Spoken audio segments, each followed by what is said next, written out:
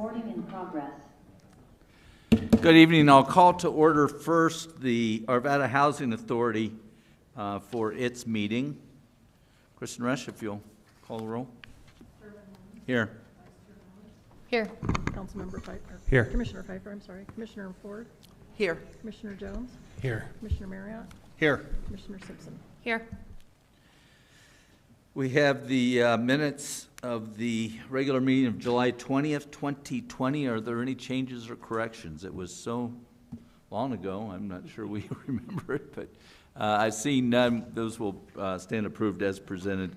Is there anybody that's signed up? I don't have any sign-up sheets for the Housing Authority, and don't see anybody that wants to speak on that, so we'll close the public comment and then return to the reports of the Secretary. Good evening. Good evening, Mr. Chairman and Commissioners. It's good to see all of you. The first item on the agenda is the Housing Authority bylaws revision. The most recent amendment to the Housing Authority bylaws occurred back in 1997. The team is proposing an amendment to the bylaws to include updating the pronouns used through the document to make it more current. Another revision is to change the number of meetings required annually. The current bylaws state that the Housing Authority must hold a total of 3 meetings per year. That includes 1 annual meeting and 2 regular meetings. The Housing Authority has not held 2 regular meetings in quite some time. So we are recommending a revision to the bylaws to keep the 1 annual meeting per year, but allow for flexibility of the regular meetings, and the regular meetings can be called as needed. If there's no questions, the team makes the recommendation to the board to approve the Housing Authority amended bylaws. And Madam City Attorney, this does not require public hearing, right? So no public comment on these. I don't believe so. Okay. I can also refer this to Kylie. Justice. That's correct. Thank you. Very good. I would entertain a motion. Mr. Marriott? Yeah, so I'll move that the Housing Authority staff's recommendation be approved. And that's for the bylaw revision as presented. Mr. Jones, if you vote, okay. All 7 votes are in, and that passes unanimously. Thank you. Thank you. Move on to your annual report. So the next item is the annual report. The Housing Authority annual report highlights the accomplishments of the Housing Authority from July 2020 through June 2021. Before I jump into the report, I do want to acknowledge the work of Adele Burton, the city's special events coordinator. Adele is the one who created this fabulous final report, which is a true testament to her amazing talent. In the report itself, I would like to mention a few accomplishments. And if you could move to the next slide, if that's, are there slides? Okay, great. The first accomplishment is that we provided housing to 454 households in 2020 and 2021. Next slide, please.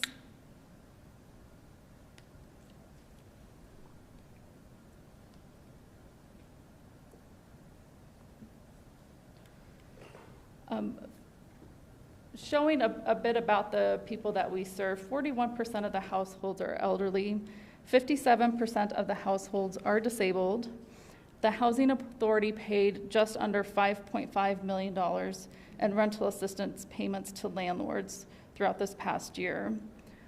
36 out of the 39 mainstream housing vouchers that we have were leased as of June 30th, 2021, and we have 21 families remaining on our Housing Choice Voucher waiting list. Next slide, please.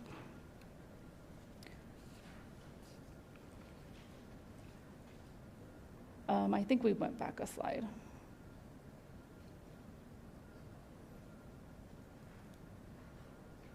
Thank you.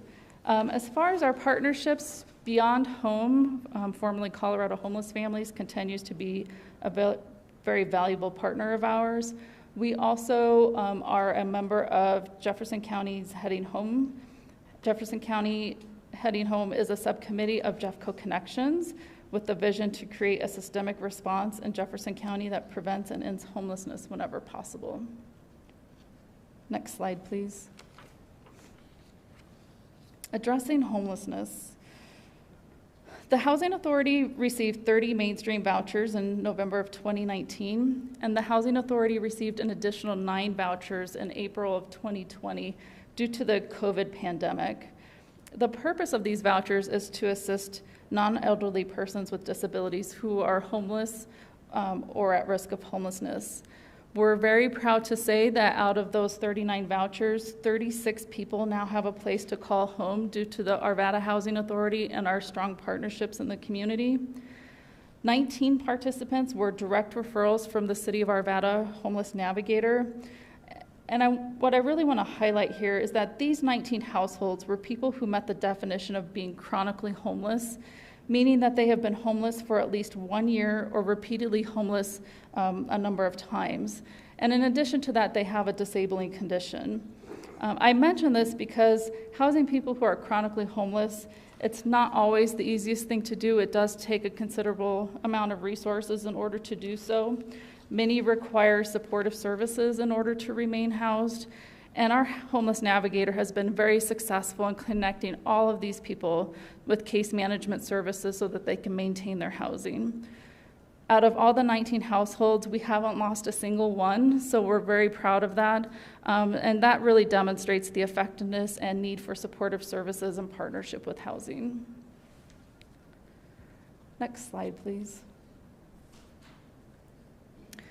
Moving on to affordable housing production. The Housing Authority continues its efforts to encourage the development of affordable housing in Arvada. We are involved with or in conversation with the following projects: the Cornerstone Legacy Senior Residences off of 64th and Sheridan. There's proposed 72 units of affordable housing at that site, and they are applying for 4% low-income housing tax credits in August. The Allison Village project, which is part of Foothills Regional Housing, they are going to offer 100 units of affordable housing, with 30 of those units dedicated to youth exiting foster care. Arvada House, which is an existing development, they are looking to renovate 88 units of senior housing, and they will be applying for 4% low-income housing tax credits in August. Ralston Gardens, near the Walmart on Ralston Road, they are proposing 102 units of mixed income housing. The Arvada Urban Renewal Authority is very involved with that project and is providing the land. And Ralston Gardens is also applying for 4% low-income housing tax credits in August. Habitat for Humanity at 52nd and Carr, there will be 20 units of for-sale townhomes at that site. And of course, Vance Street Flats. They were recently awarded their 9% low-income housing tax credits, and the Housing Authority has committed 7 project-based vouchers at that site.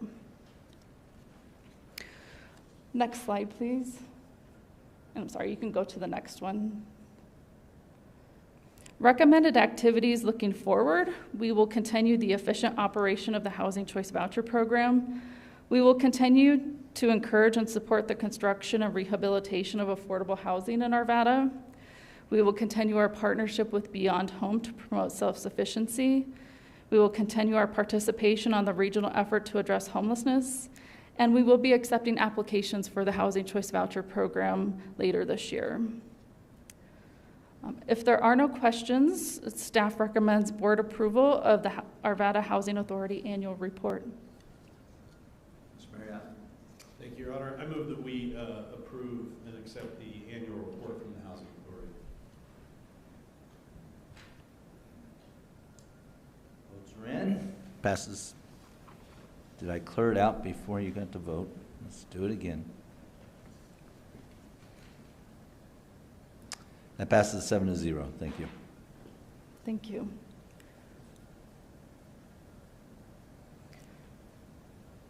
Next item on the agenda are changes to the administrative plan. The Housing Authority Administrative Plan contains policies and procedures for the Housing Choice Voucher Program. Any proposed changes to the administrative plan require the approval of the board. The proposed changes are summarized in the attachment in your packet.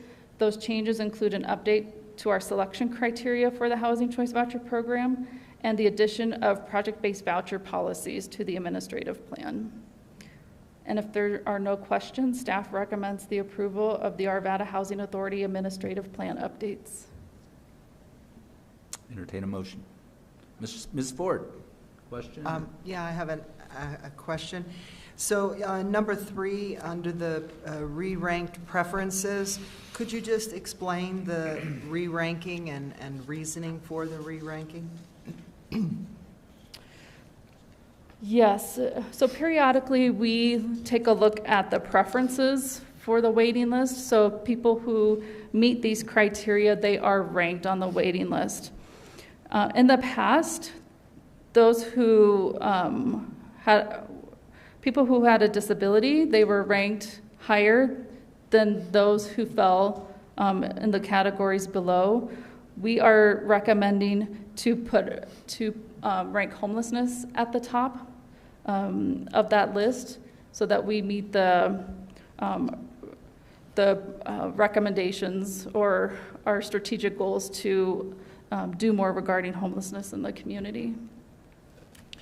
So when I go back to the annual report and we look at the people that you're serving, you're currently serving 57% of people with disabilities.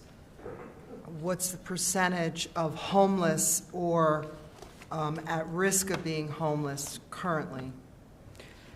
Right, we have housed 13% of people who were homeless before they entered the program.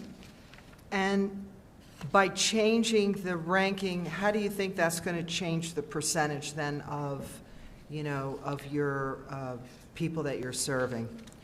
And I'm asking that specifically with people with disabilities. Will that number then go down where we're going to see more homeless or those at risk of homelessness? Will we be ranking homeless people with mental disabilities into, one category of homelessness, or will they be ranked in with disability? How's that going to look? So we cannot inquire as to the nature of someone's disability. HUD prohibits us from doing so. What we find often is that people meet multiple criteria. So not only are they homeless, they're disabled, they may be working in the community as well. And so the more of those preferences that they meet, the higher they're going to rank on the waiting list. So most people have more than one of those criteria. I will say that it is more difficult for us to sometimes locate a person who is homeless. So once they reach the top of our waiting list, sometimes we're unable to find them. They move around quite often, and we send out letters, and maybe we don't have the most updated information for them. So I don't know for certain how much that's going to increase, but we will certainly do our best to try and find people. Okay, thank you. Mr. Pfeiffer? So interesting that you say, send them a letter when they're homeless. It creates a challenge. But I do know that a lot of homeless have cell phones. So do we Yes. reach out and call them by any chance? We do. Oh, you do? Okay. Yes, as part of the application process, there is a supplement form that they can sign giving us permission to contact them by cell phone, or they give us an emergency contact person, which is even better, someone who can then help us find them and offer housing. Okay. So as long as they complete that form, we'll do our best to try and find them. Okay. And we also have our homeless navigator now, and she's pretty good at finding people, so. Good. Thank you. Yeah. Mr. Marriott? I'll make a motion if you're ready. We are? Okay. I move that the proposed revisions to the administrative plan for the Housing Choice Voucher Program be approved. Motions for approval? All votes are in. That passes 6-1 with Ms. Ford voting no. Next, we have one more item. Yes. The next item is regarding Archway Housing. Archway Housing operates a 65-unit affordable housing development in Arvada known as Sheridan Ridge. Archway Housing plans to reorganize and restructure the ownership interest of Sheridan Ridge Townhomes. This includes an arrangement to buy out one of the existing owners, Mr. Taft. Sheridan Ridge receives a property tax exemption because the Arvada Housing Authority serves as a special limited partner in the project. Archway Housing needs the Arvada Housing Authority's approval for the ownership changes. And once Archway completes its purchase of Mr. Taft's interest, Archway wishes to reorganize Sheridan Ridge. Archway wants its affiliate, Archway Investment Corporation, to own the 99.9% interest, and the Arvada Housing Authority will own 0.1% interest. Archway will eventually dissolve the two legacy entities, which is Archway Peregrine and RMHDC Peregrine. Archway would like to enter into an amended and restated operating agreement with the Arvada Housing Authority. I believe we have a representative from Archway Housing participating via Zoom who is available to answer questions. But if there are no questions, staff recommends approval of a resolution authorizing the Arvada Housing Authority to approve the reorganization and restructure of the business entity owning and operating Sheridan Ridge. Mr. Marriott?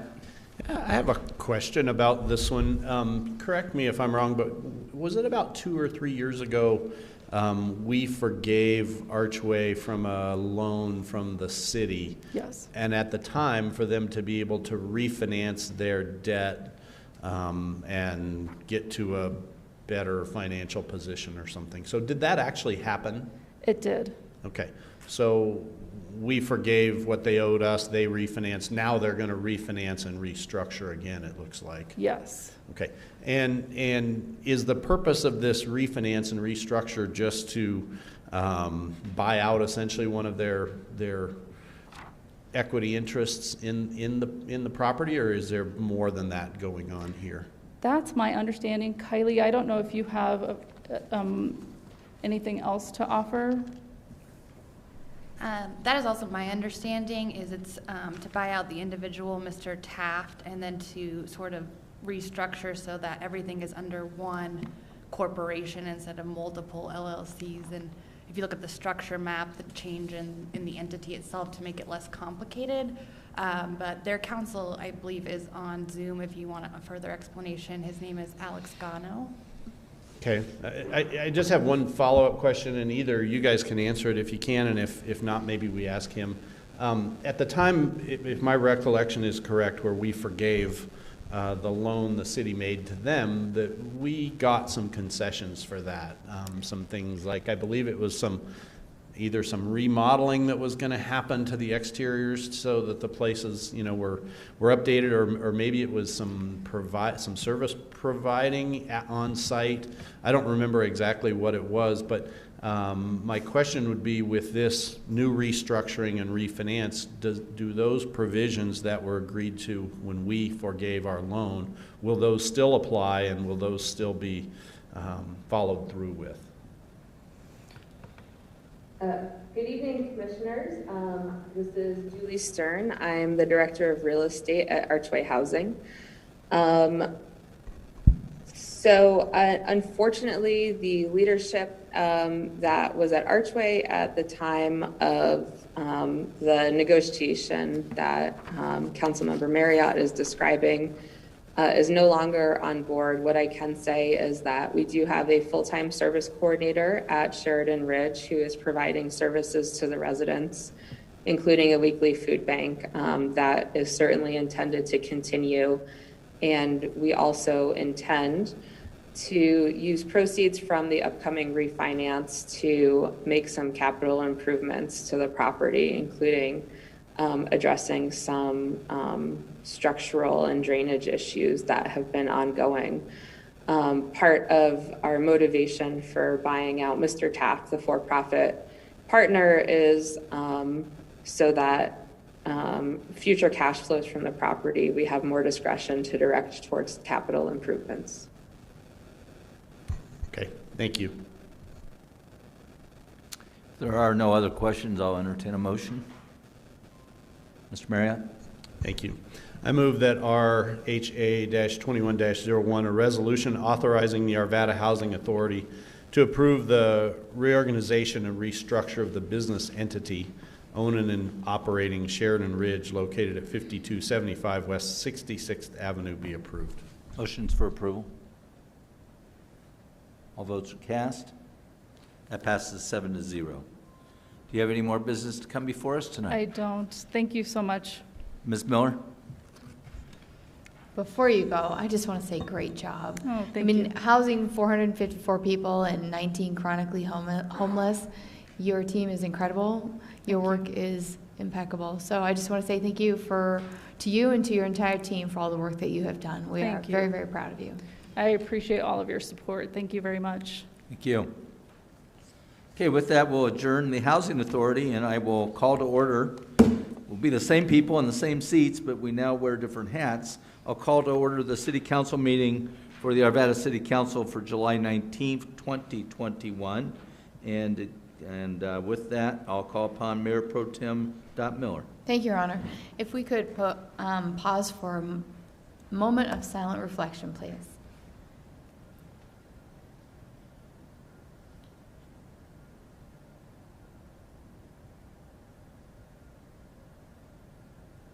And if we could please stand for the Pledge of Allegiance. I pledge allegiance to the flag of the United States of America and to the republic for which it stands, one nation, under God, indivisible, with liberty and justice for all. Thank you. Kristen Rush, will you now recall the roll in our new hats? Mayor Williams. Here. Mayor Pro Tem Miller. Here. Councilmember Pfeiffer. Here. Councilmember Ford. Here.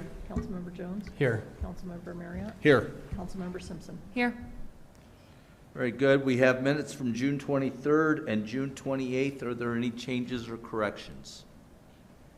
Seeing none, they will stand approved as presented. We have no recognitions or presentations tonight, so we'll move directly to public comment on items that are not scheduled on tonight's agenda. I do have a few individuals signed up. I'll begin with Jennifer Engelman. And Jennifer, you'll be followed by Ken Nelson if Mr. Nelson wants to come down behind you there. Thank you, Council. I'm the president of the West Chase HOA, which is a small community off of Oberon and Kipling, right by the train tracks. We became aware recently of a 88-unit townhome development going in what is currently agricultural land. This really poses an existential threat to my neighborhood as well as the surrounding neighborhoods, which are all large single-family homes on large lots. We all have families, little children. The traffic on the street is already atrocious. There's no sidewalks. There's no public transportation. There's nowhere to walk, which means every one of those 88 townhomes is going to have cars, and they're going to be barreling up and down the street. It's going to be noisy. It's going to cause pollution. It's going to cause increased crime. It's going to affect our home values. It's really causing an enormous amount of stress and unhappiness in people who have spent all their money and all their time to make their homes a place to raise their families. And putting in these townhomes is really saying, screw you, public. We care more about developers. And we're going to fill up every inch of land in Arvada despite how it affects the people that currently live here. So I'm asking you to reconsider the decision to change this from agricultural to R13, which if you've been to the area makes absolutely no sense, and to instead focus on improving the existing streets and sidewalks so that those of us who currently live here and voted for you can continue to do so happily. Thank you. Okay, thank you.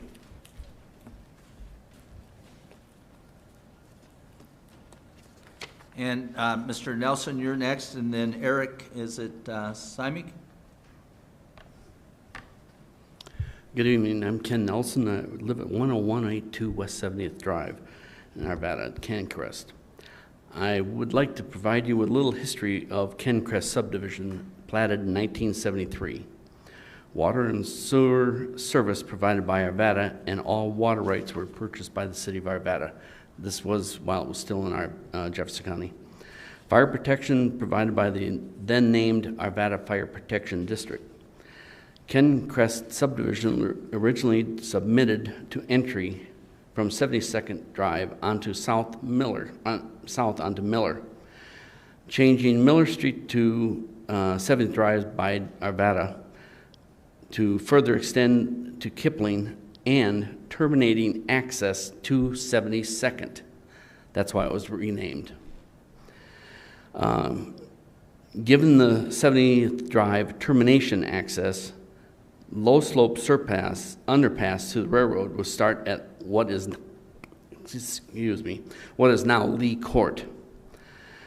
Arvada planned for the area surrounded by 72nd on the north, Kipling on the east, and Railroad on the west to be zoned RL. That is how I understand it. Based on the Arvada planning, 70th Drive would terminate access to 72nd based on the extension of 70th Drive to Kipling, with 71st Place was to proceed east, turn south to proposed Klein Street, connecting to 70th Drive, and with a turn to the east on West 71st Place. This would provide the two access points to Kipling Street and provide water service loop preferred by the water department. Given the above history, changing the zoning from agriculture to R13 is in defiance of the current usage of RL, which will be detrimental to all adjoining properties. The streets for Kencrest was designed for low-volume residential traffic. The Kipling Street Townhomes Development Plan to attach to the 70th Drive would make it a major secondary street entering 72nd. The usage of 70th Drive would increase traffic by 700%, with overage parking from the development would greatly diminish current parking used by Kencrest residents. We realize that the R13 zoning requires two access to development. The Kipling Street Townhomes Development has the ability to design the two required access to Kipling Street without entering any adjoining property and there make them self-contained without affecting the Kencrest subdivision. Thank you for your thoughts. Thank you, sir. Eric, you'll be followed by Terry Rintala. Thank you. My name is Eric Syme. I live in the West Chase HOA as well. We became aware of this 86 townhome development, and it's very concerning for all the residents in this area, mainly because, the city of Arvada right now, this is a proposed development that's 3 miles from any rapid transit station. You guys are already piloting a scooter project to try and figure out that last mile transit, and this is so far outside of that these residents are going to have cars. 86 new townhomes, you can imagine about 140 vehicles. The traffic on Kipling-Oberon right there, that is a 2-lane road. Once you build these townhomes at that location, it will always be a 2-lane road. There'll be no way to mitigate any issues with traffic. The traffic report already showed D's, E's, and F's, not very good traffic within that area.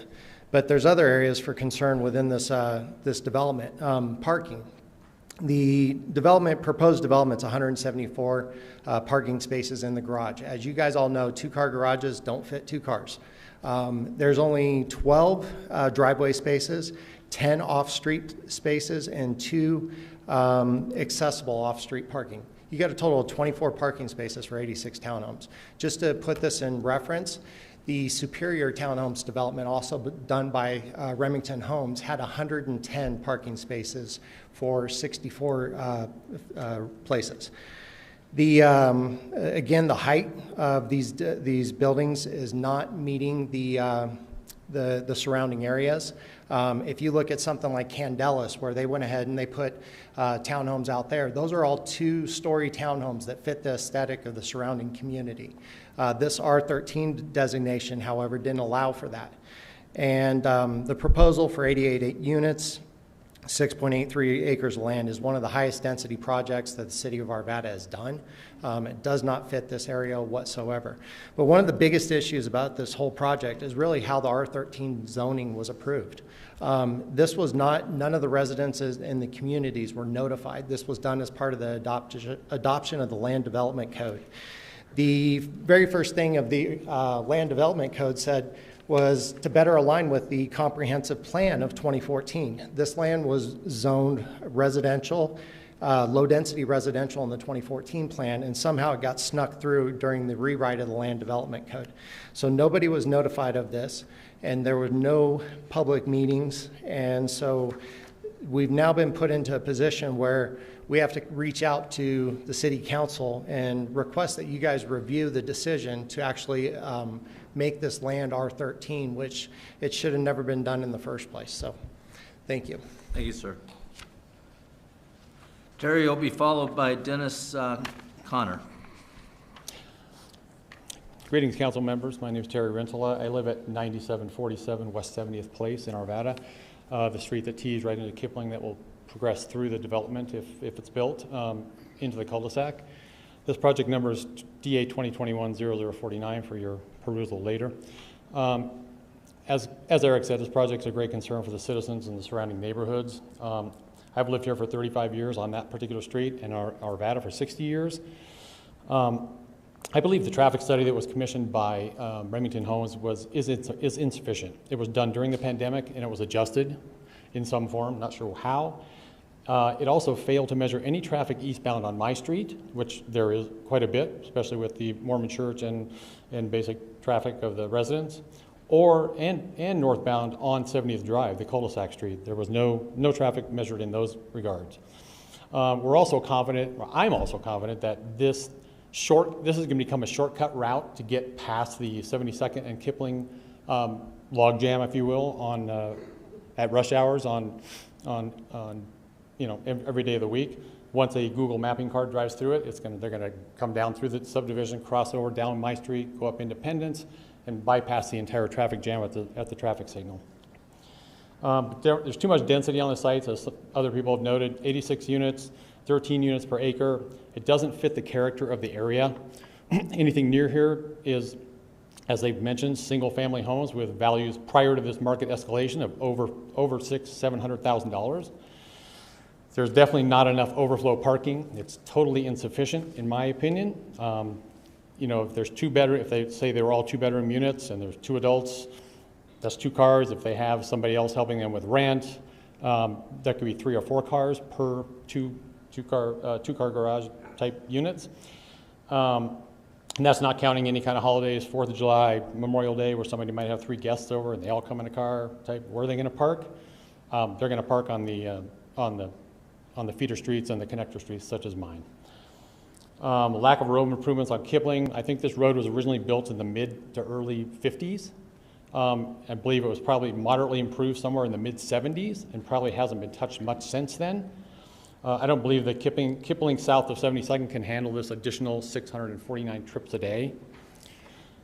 One question is, why did they elect to put an urban style structure in there, the townhome type called out in the LDC in section 2182, the housing pallet lot types, in a suburban area, trying to put a dense urban style vertical townhome in a suburban area. You should have chosen the suburban style townhome, which is, as a quote in there, incorporated into a master plan neighborhood or have design features similar to adjacent single family detached homes, which is what the neighborhood is comprised of. Thank you. Thank you, sir. Dennis Connor. Good evening, sir. Thank you. My problems, one is traffic.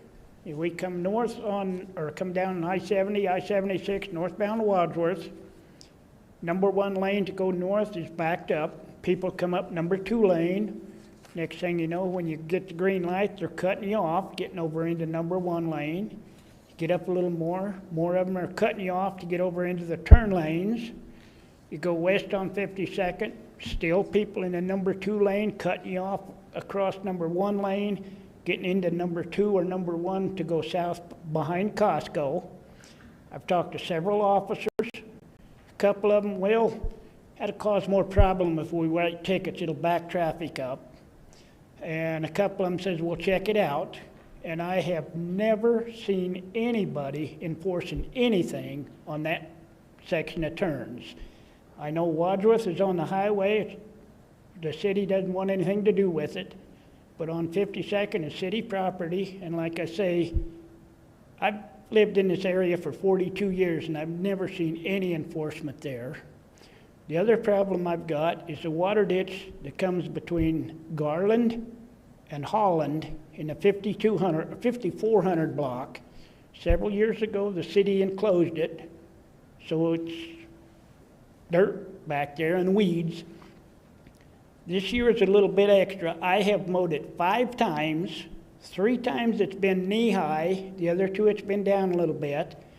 1 time, the city contractor's been out there and mowed it. They said they had a contract with the city. I have talked to the police department down here and the city office just down here. I've talked to the people up at the maintenance yard up on 67th. I have received something like a total of 12 phone numbers for city and the ditch people. 1 person from the city has got back to me, and I'm still waiting for somebody to set things out. And if my assumption is correct, if I had a lot like that and I let the weeds get knee-high, the city would have somebody mow it and send me the bill. I'm volunteering to mow this for you so it can be done. And again, I've gotten nothing out of it. Thank you. Thank you, sir. That's all the sign-up sheets I have for public comment that are not on the later public hearings. Is there anybody else that wishes to address council? Yes, sir, if you'll come down.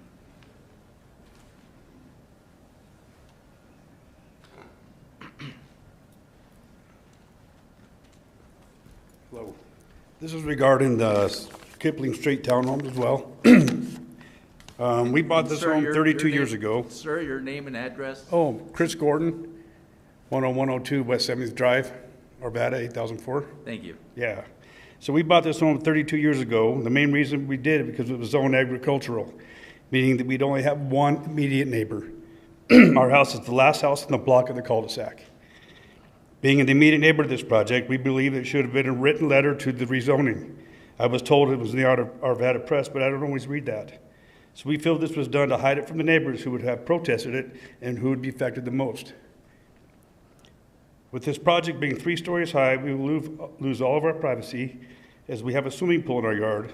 We believe that the max height should be 2 stories with a retaining wall to maintain our privacy. West 70th Drive is way too narrow with cars parked on both sides of the street to allow 2-way traffic if they cut through. We will no longer have the quiet neighborhood that we've had for the last 32 years, and the noise level will be elevated drastically, and we will lose the value of our home. Putting a road through there would likely also cut into our property. Thank you. Thank you, sir.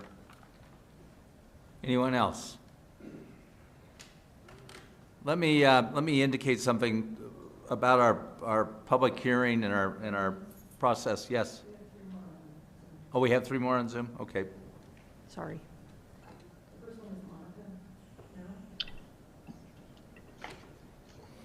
Hi there. Can you guys hear me? We can, Miss Merrill. Well, hello everyone. My name is Monica Morell. Hello City Council. Thank you so much for taking the time to hear me today. So I live in Scenic Heights, Arvada, and I come today to talk to you about the traffic and some of the safety concerns on Carr Street between 68th and 72nd Place. For those of you who are unfamiliar on Carr Street and 68th and 72nd, it's on a hill. So there is really little visibility at some of the points. And as the community of Arvada has grown, so has some of the traffic on Carr Street, along with speeding. This part of the hill is really heavily trafficked, and we believe that it comes from Wadsworth, which is where we're next to. It's about Wadsworth, Ammons, then Carr. And this neighborhood is really heavily foot trafficked by myself, my neighbors. We walk with children, we walk our dogs, and then there's that hill. So most recently, there was an accident on this hill where someone turned left. This woman who was she got hit by someone coming up the hill speeding, and she was flown into the neighbor's lawn. And this was just a really traumatic event to see that car smash on that hill, which is why I'm here today. My hope is that we don't have to see another needless accident like that, especially as the community grows here and people walk here, because we have majestic view as well. And I just don't want to see anyone else get hurt like that. So I propose 2 possible solutions. One is a speed bump or 2 on this street. I believe at some point we had a traffic, like the speed limit and I believe it was taken down, but I think a speed bump would really deter traffic that comes from Wadsworth to Carr Street. It would also slow down traffic as well, so we don't have another incident like that, or someone walking across the street like an elderly person, and potentially getting hit. Another option, a resolution that I think would be a great idea, would be adding a stop sign potentially on 71st Avenue and Carr. So that way it's a four-way stop sign, and there's enough room on the hill to have some sort of like stop for one car or two cars. So I hope we can come together and come with some sort of resolution. And thank you so much. That's all I have to say. Thank you. Ms. Rush, we have her contact information? I believe so. Okay, good. Okay. The next one is Darlon Chang. Hi, can you hear me? We can.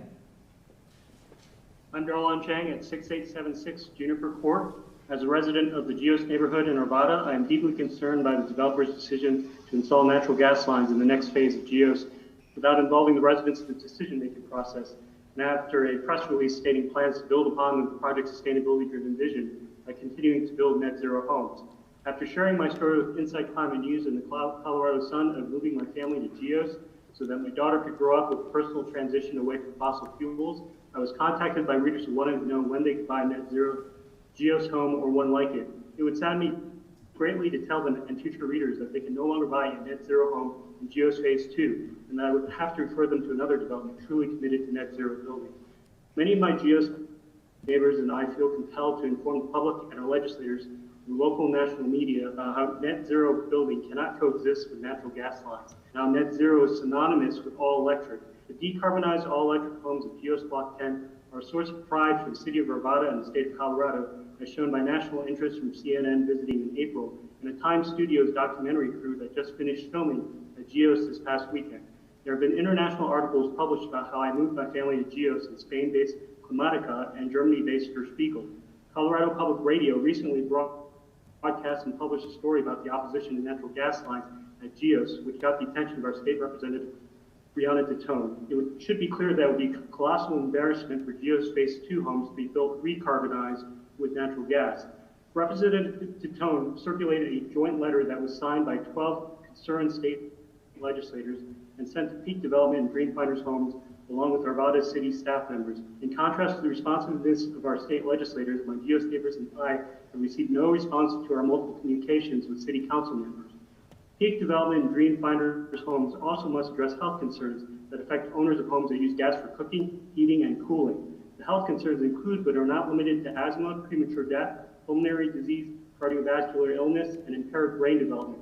Colorado Rising for Communities has launched various ad campaigns to educate current and future homeowners of the risks living in fossil fuel dependent homes. We as a community will be an active supporter. About a week ago, a press release was made by Tesla Energy, Brookfield Asset Management, and DACRA that a large-scale sustainable neighborhood was started in Austin, Texas last month. Geos Phase 1 is already ahead of that development by years. And Geos Phase 2 is a unique opportunity to be a market leader for truly sustainable all-electric neighborhoods, provided that the short-sighted decision to install natural gas lines is reconsidered and reversed. That's it. Okay, thank you, sir. And our last one? Hi, can you guys hear me? We can.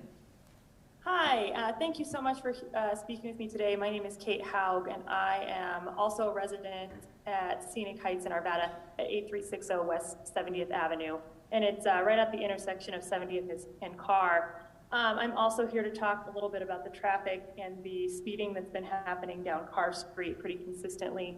As the neighborhood's grown, it has consistently become more and more of an issue, more and more of a problem. It is right at the top of the hill, as Monica had stated, which often leads to blind corners as you try to turn out. If a car is speeding, you'll look, and then as you turn, the car will already be there before you're even able to turn because you aren't able to see them coming. So it's become a real problem. We've had more accidents. And similarly, as the neighborhood has grown and turned over, it's a pretty old neighborhood, it's starting to get more children as it has started to grow. So even in the past couple months, we've had 2 children who have been born on either side of Carr Street. So they're consistently, there's people walking across that street all the time. And as they grow, it's more of a safety concern. So as we are growing and having these new issues, we are seeing more of the problems that are occurring, especially because Majestic View Park is right down the street, so the residents consistently cross the street to access Majestic View Park. And as the speeding becomes more of a problem, it becomes less and less safe for our residents and children. So as a proposed solution, I have a couple possible things that could be considered. Installing of speed bumps near the top of the hill, 1 or 2 speed bumps could prevent some of that speeding. Possibly placing a stop sign near 71st Street. Installing another speed monitoring sign near the top of the hill, or possibly installing a pedestrian crossing area near the top of the hill as well to provide safe access for people who are crossing the street. That's all I have for today. Thank you, guys. Thank you very much. Let me speak a little bit to public comment. We certainly encourage and advocate for public comment, and as you've seen, we now offer a different way beyond coming to city council meetings to do that.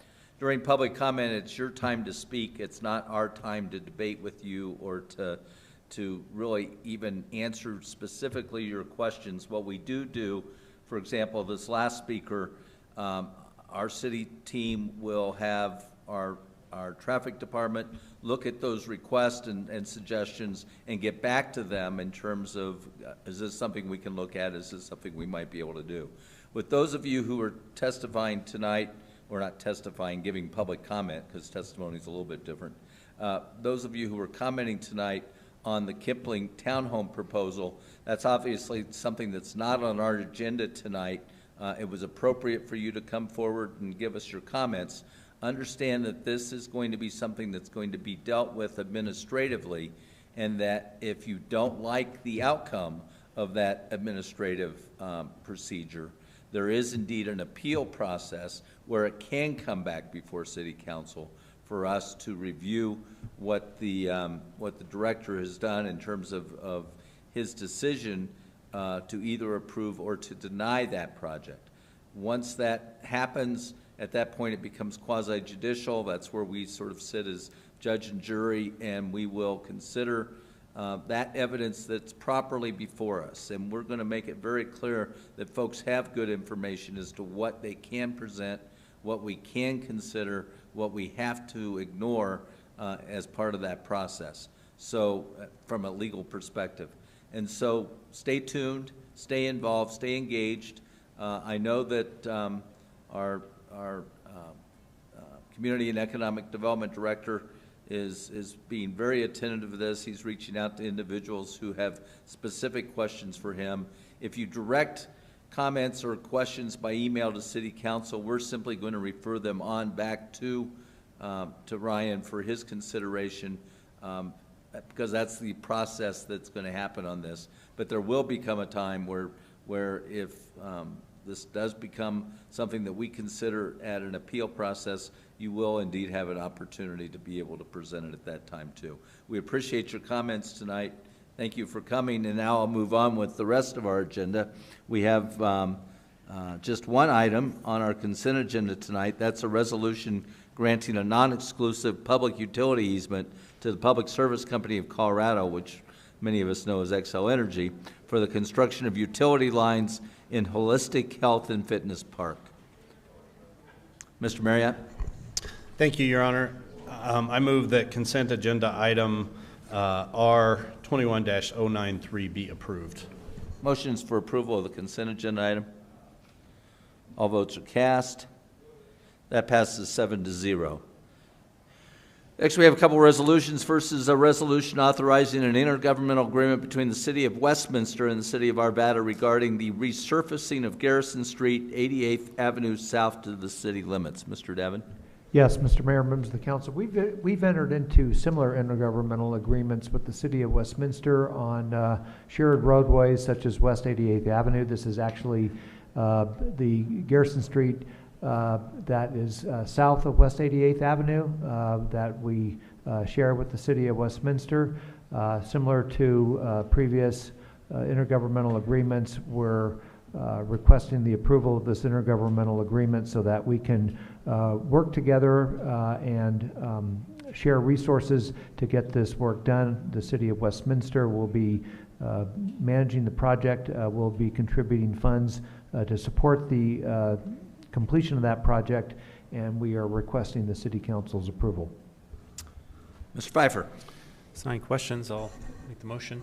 Ms. Ford, did you have a question? You can go if you want. You can go if you want. Okay. I move that resolution 21-094, a resolution authorizing an intergovernmental agreement between the City of Westminster and the City of Arvada regarding the resurfacing of Garrison Street, 88th Avenue South to the city limits be approved. Motions for approval? All votes are cast. That passes 7-0. Next, we have a resolution authorizing the second revision to the City of Arvada City Council Strategic Plan 2020 to 2025. Mr. Devon.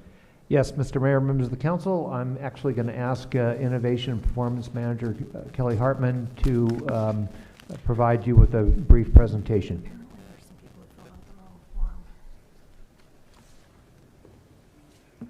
Do you know which ones?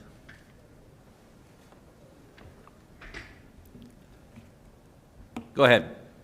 Sorry, we're having a little confusion over who signed up for what. No worries. Good evening, members of City Council. My name is Kelly Hartman. I'm the Innovation and Performance Manager. Next slide, please. At the end of your strategic planning retreat on May 14th, you provided direction to the leadership team to generate new strategic results based upon your top priorities. This work is complete, and I would like to take this opportunity to walk you through the 4 proposed strategic results and associated milestones. Next slide. The first priority within infrastructure focused on the elimination of street maintenance funding. The 3 key components were educating the community, researching funding options, and programming some of our annual growth toward a long-term financial model. Next slide, please. Kelly, before you leave that, I think Sure. you said eliminate street maintenance funding. You meant to eliminate the deficit. We're not eliminating street maintenance funding. I was just seeing if you were The paying Arvada attention. Press is here, and we want to make it very clear that we are not eliminating street funding. Thank you for that correction. Thank you. Next slide, please. So the strategic result is, by 12/23, provide financial options for City Council in order to eliminate the street maintenance deficit. The first 2 milestones really play a critical role in achieving this strategic result, as we really need to integrate ADA requirements and compliance within street maintenance. Next slide, please. The last 3 milestones assist with funding source analysis, community education, and input. Next slide, please. So the second priority within the community and economic development category focused on encouraging the development of pocket neighborhoods. The 3 key components were determining how such neighborhoods fit within the Land Development Code, creating a framework and policy, and having conversations with the community. Next slide, please. So the following strategic result was created. By 12/23, encourage development of pocket neighborhoods. The milestones mirror the 3 components we covered in the previous slide. And as we move forward, the leadership team will be seeking additional information from council members as outlined on the slide below. We really want to make sure that we have a concise definition of pocket neighborhoods, the identification of issues and problems this strategic result may address, and feedback on the resources that will be required for implementation. Next slide, please. The third priority within CED focused on having a plan in place to build a hospital in Arvada. The 2 key components were determining land options and talking to healthcare providers. Next slide, please. The following strategic result was created. By 12/22, have a plan in place to build a hospital in Arvada. The milestones again mirror the 2 key components we covered in the previous slide. Leadership is requesting council to confirm that this strategic result and associated milestones are aligned with council's vision. Next slide, please. Lastly, the fourth priority, focused within the organizational and service effectiveness work system and priority area, is focused on the construction of a regional navigation center to deliver coordinated homeless services located out of Old Town.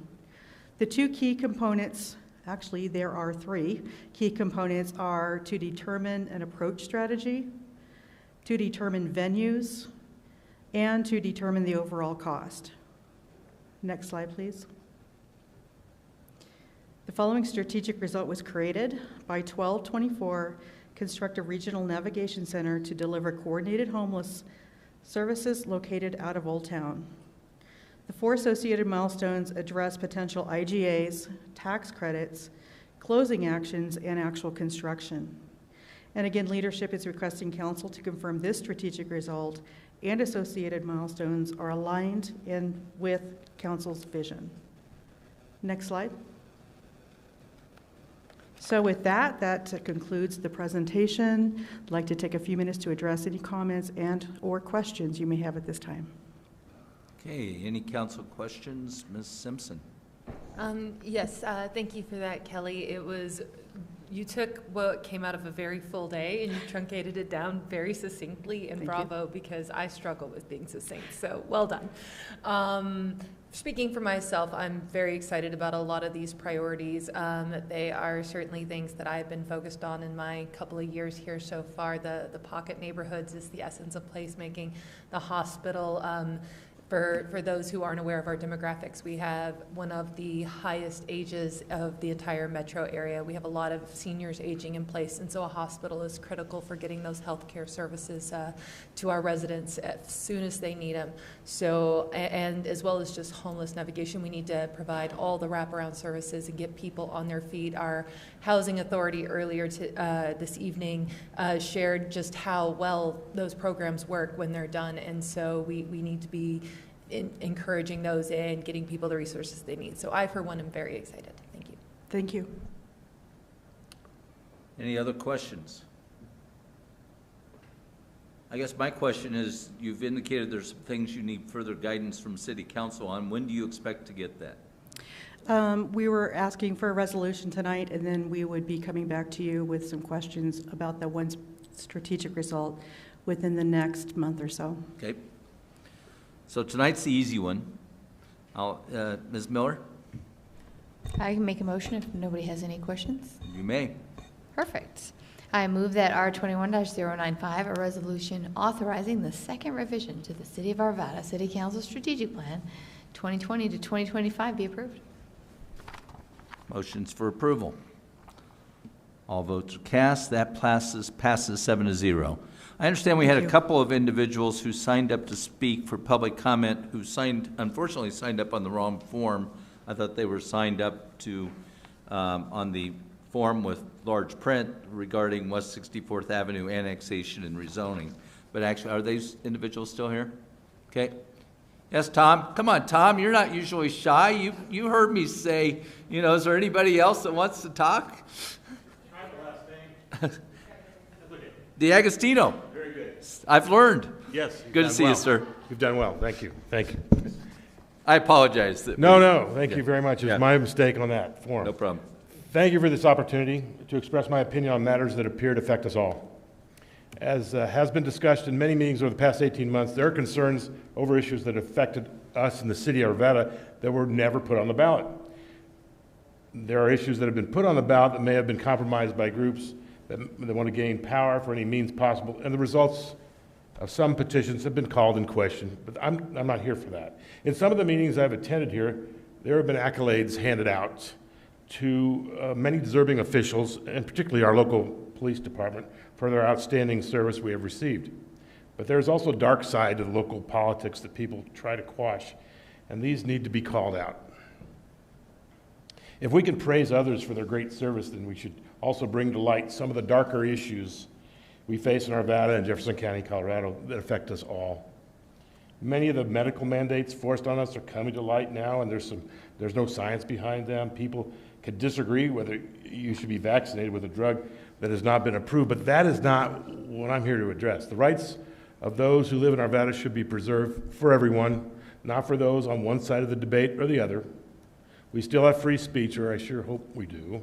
And I want to make sure that the bias content that is spewing out 24/7 and moderated is moderated, so we're not living in fear by what is sent to us through the U.S. mail, spoken on the radio or TV or through social media, and also from possibly unvetted people that will be knocking on our doors. So enough of this. Can the city of Arvada and its leaders take a stand and take a real poll of what people think? You can send out a postcard about a trash issue, so why not a straw poll where one person gets one vote? None of the ballot, all it needs to be tabulated by hand. You don't need machines for this one. Very simple. Put on a postcard a few questions. One of them, do you believe that the federal government has the right to invade our privacy in Arvada, Colorado by going door to door collecting information about our private lives? Number two, do you think social media has the right to censor anyone or everyone for making a statement that they alone think is not according to their beliefs? If so, then when President Biden spoke and said that social media is killing people, should his account have been canceled like many others who have said far less? Number three, can I and this council be censored when people get up and speak their mind, as so many have done recently at town council meetings on the East Coast, if you saw that, and objected to some of the shady laws and proclamations that were put forth? So finally, when can we get back the right to vote on all issues affecting us in Arvada without a city council deciding for us? I think that's a primal mandate. I hope that the social media sites that are monitoring this meeting on YouTube take note of this and let it ride, because we do have rights, and they have been usurped. They have usurped some of them. For all we know, they may take down this video of all council meetings and ban it from their site for as long as they want to do it. Thank you very much. Thank you, sir. And Vic Van Walbridge?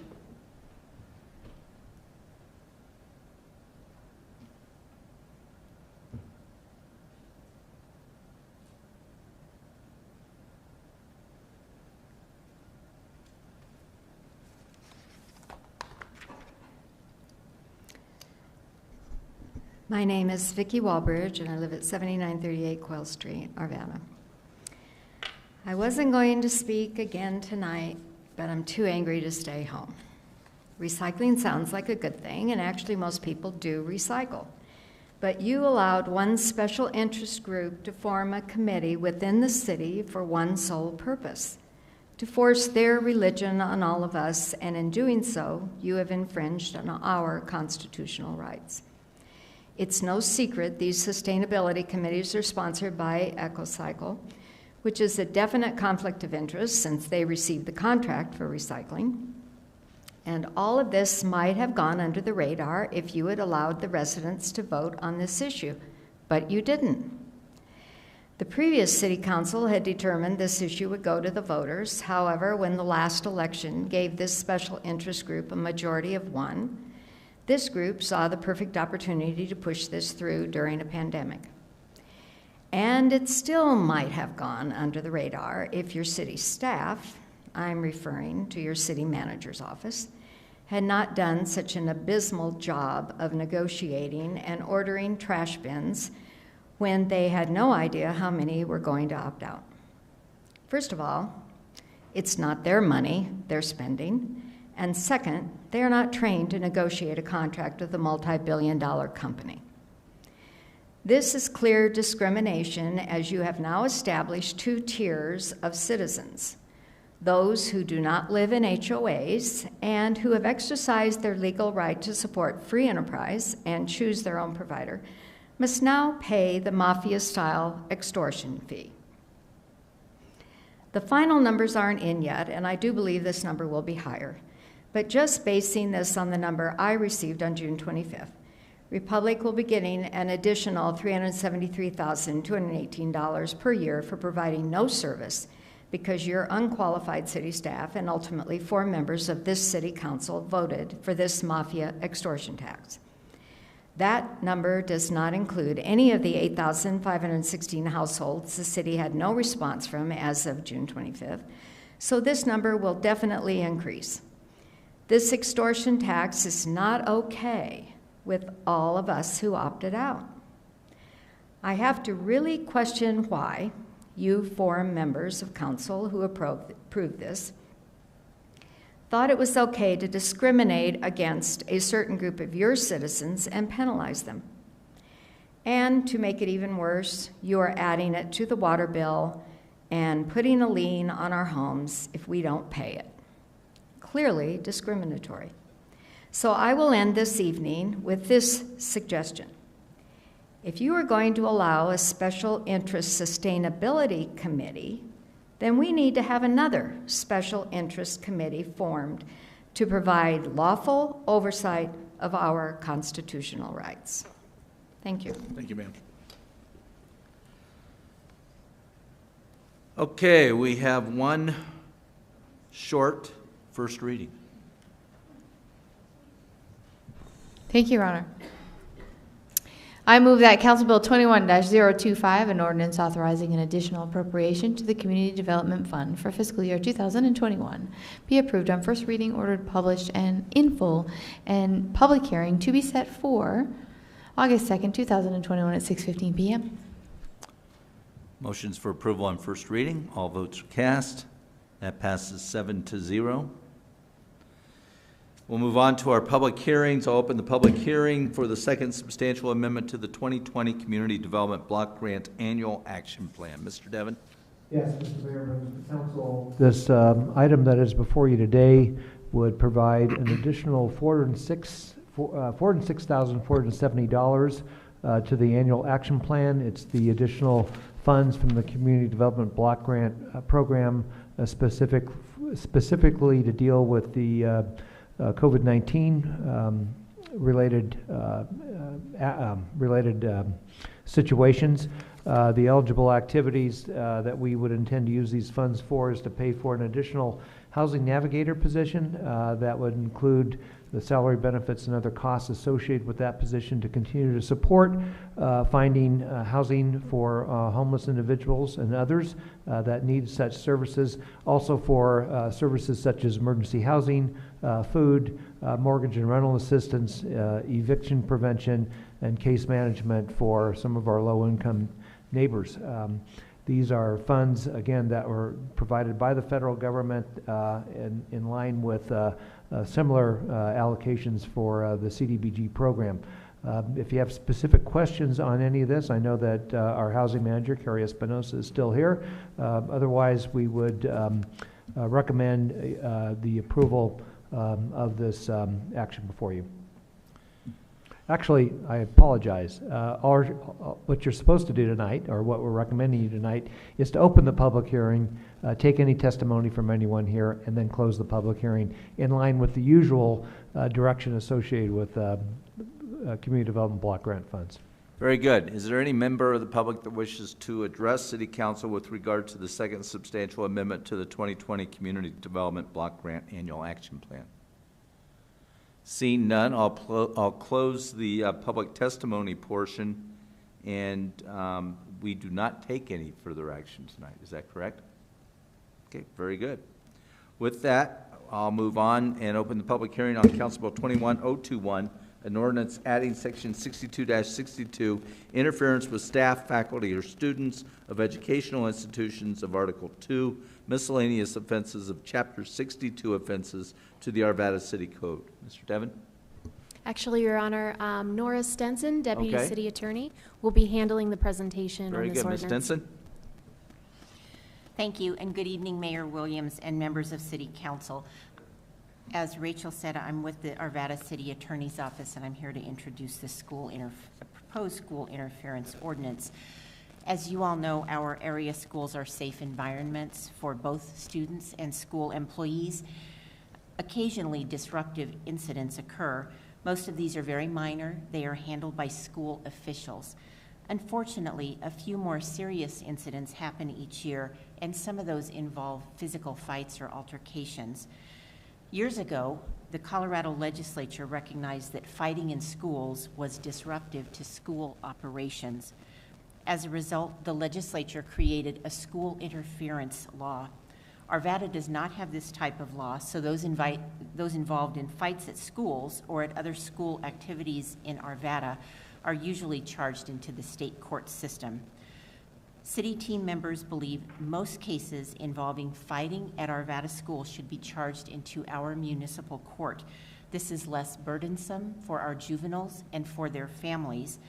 The municipal court also now employs a dedicated juvenile probation officer to assist juveniles, and our presiding municipal court judge is focused on restorative justice and rehabilitation. This makes our municipal court the ideal setting for prosecuting these cases, and this is why city team members are bringing this item forward. Among other things, the proposed ordinance defines a number of relevant terms and makes it illegal to refuse to discontinue a fight after being told to do so by a school official. The ordinance simply creates a tool to help teachers and school officials focus on educating students in a safe environment. The ordinance has the support of the APD and Judge Katie Kurtz. I am also authorized to state that John McDonald, the Director of School Security for Jefferson County Public Schools, is aware that this ordinance is being considered by the City Council this evening, and he supports approval of this ordinance. I should also mention that this ordinance was being discussed at the staff level long before the COVID pandemic.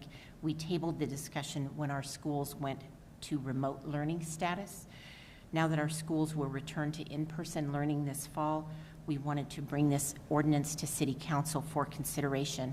So we are requesting your consideration of the proposed ordinance this evening, and we recommend approval of the ordinance. And of course, we're happy to answer any questions you might have about the proposed item. Thank you. Thank you. I've got one individual signed up to speak on this, Chris Gordon.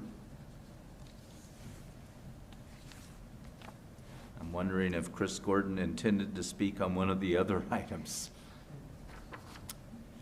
Okay, I will close the public comment portion, open up for City Council questions or actions. Ms. Ford? I'll make a motion if there are no questions. You may proceed. I move that CB 21-021, an ordinance adding section 62-62, interference with staff, faculty, or students of educational institutions, of Article 2, miscellaneous offenses, of Chapter 62, offenses to the Arvada City Code, be approved on final reading, numbered 4767, and ordered published by title only. Mr. Marriott wishes to speak. Yeah, thank you. I just wanted to make a comment. You know, these days, the subject of children entering the justice system and justice in school is a big, complicated subject, and I just want to be clear that this particular ordinance really attempts to stem that. In its current configuration, when a highly disruptive incident happens in school, the schools really have no choice but to charge along with our criminal code with these things. This allows a lesser charge that gets handled in municipal court in a layer much lower than into the county or the state, and helps keep these types of highly disruptive incidents adjudicated here closest to the community, within the community, as opposed to going elsewhere. So while on first blush it might seem like an ordinance that creates the ability for juveniles, for students to be charged, this allows them actually to be charged lesser than they would before, and so provides, you know, potentially a more community-focused, better pathway to corrective action. So for those reasons, I will certainly be voting yes. Okay, Mr. Pfeiffer, if I could get your vote. All votes are in. That passes 7-0.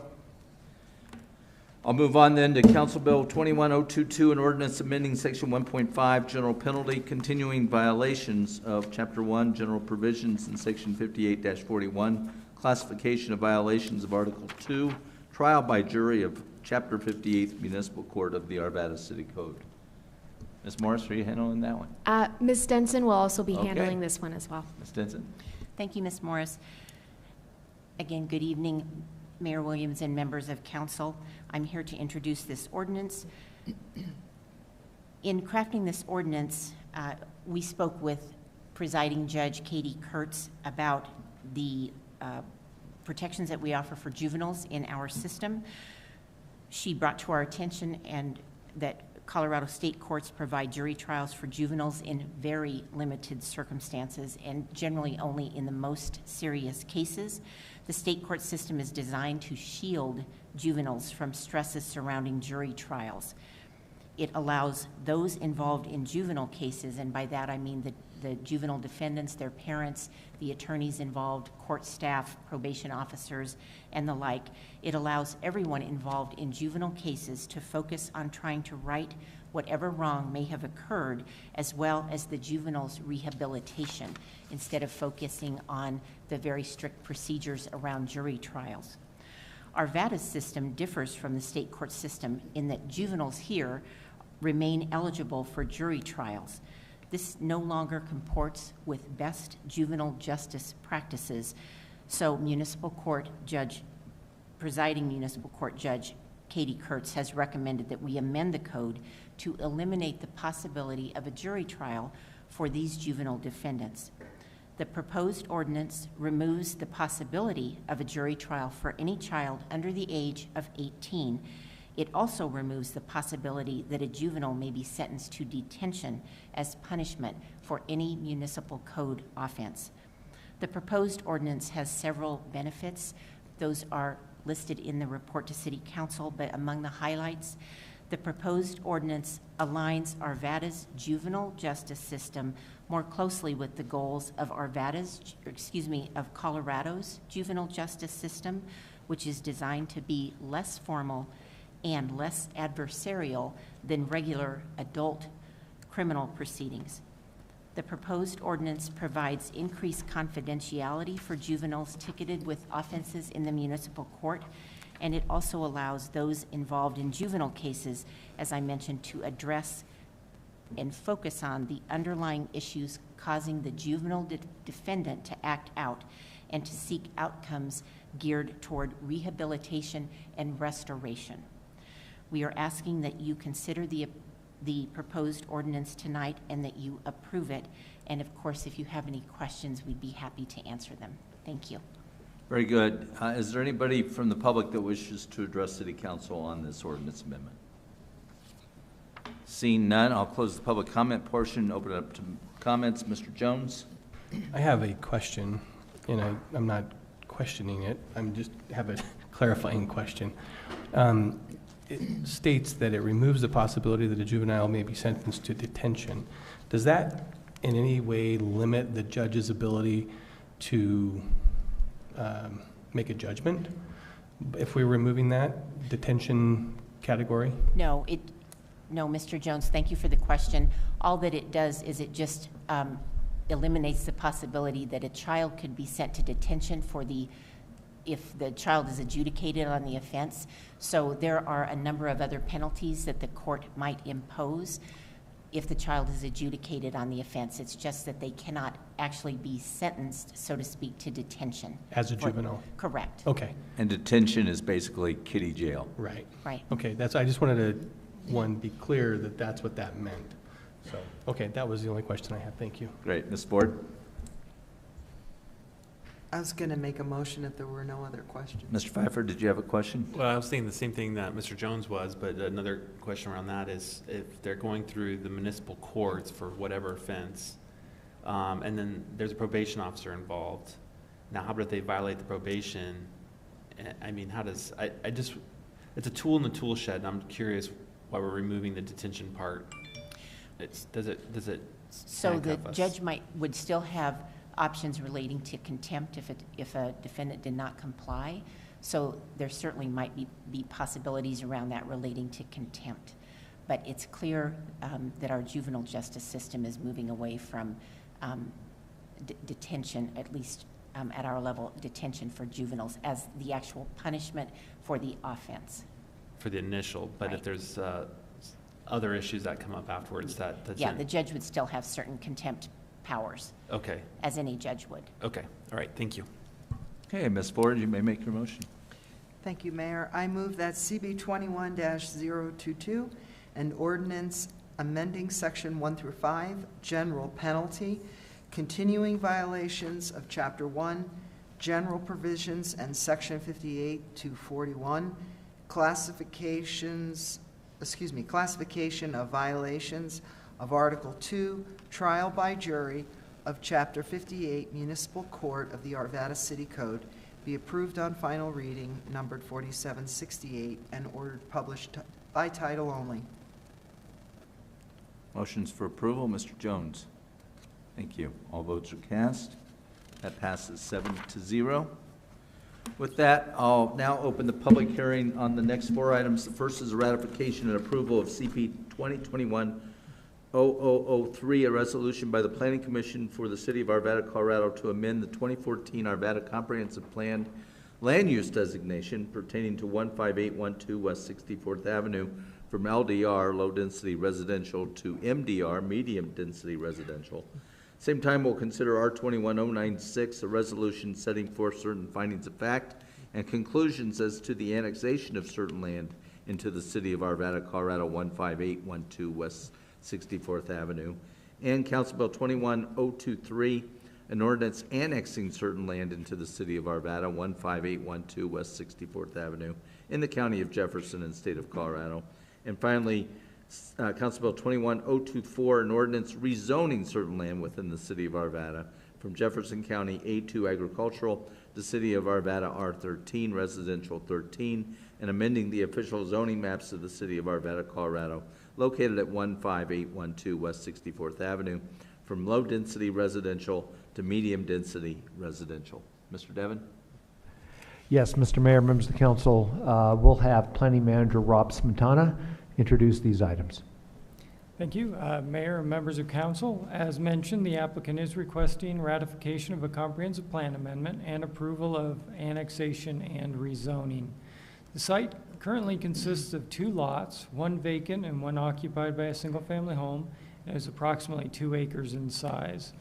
Existing access to the lots is provided from 64th Avenue. The comprehensive plan amendment is necessary to align the plan with the proposed R13 zoning, and this would allow for residential development of up to 13 units per acre. The Planning Commission unanimously approved the comprehensive plan amendment and recommended approval of the annexation and rezoning requests at their June 8th meeting. We have received the signed posting log and mailing affidavit, and they are in order. The applicant is here for presentation and questions, and we also have planner Shane Greenberg available for any questions as well. Thank you. Very good. Any individual that wishes to testify on this matter, if you'll raise your right hand. Do you swear or affirm the testimony you have given these proceedings will be the truth, the whole truth, and nothing but the truth? Very good. I will make the posting log and the mailing affidavit part of the record, and the applicant may go forward with their presentation.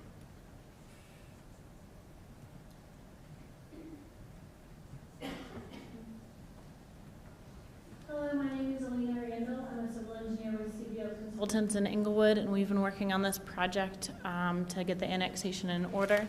The project basically consists, as stated, of taking this 2-acre parcel of land and annexing it into the City of Arvada.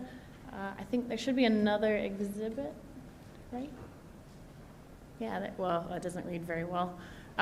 Essentially, we'll be subdividing the northern parcel into 2 separate lots and then leaving the 3rd lot as it is. And then we'll be installing a sanitary pipe to provide sanitary services to the 3 lots. The house that's currently there just has a septic system. There's already City of Arvada water access provided, so that'll remain. And then there's currently, as was stated, driving access to 64th Avenue, which will also remain. And the neighbor to the west uses the same driveway, and his access will remain as it is today.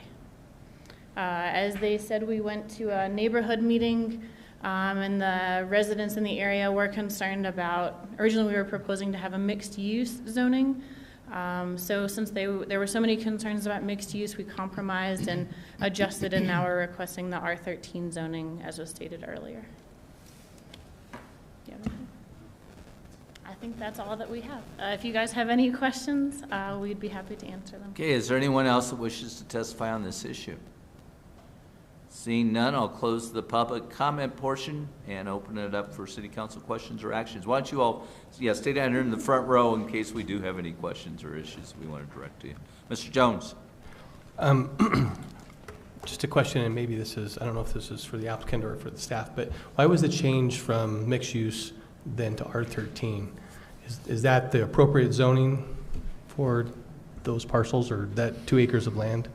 Yeah, mixed use, we did have the neighborhood meeting. Neighbors did have concern with the height of 45 feet and also the potential to have commercial. So the applicants were willing to reduce that to R13. We feel because it is bordered by a main arterial road and also commercial property that R13 was appropriate for that site. So technically 26. Yeah, for the size units. of the lots, it's 1.93 acres, so 25 units, assuming they could meet all the other requirements as far as setbacks and stormwater and buffer yards. Yes. Okay.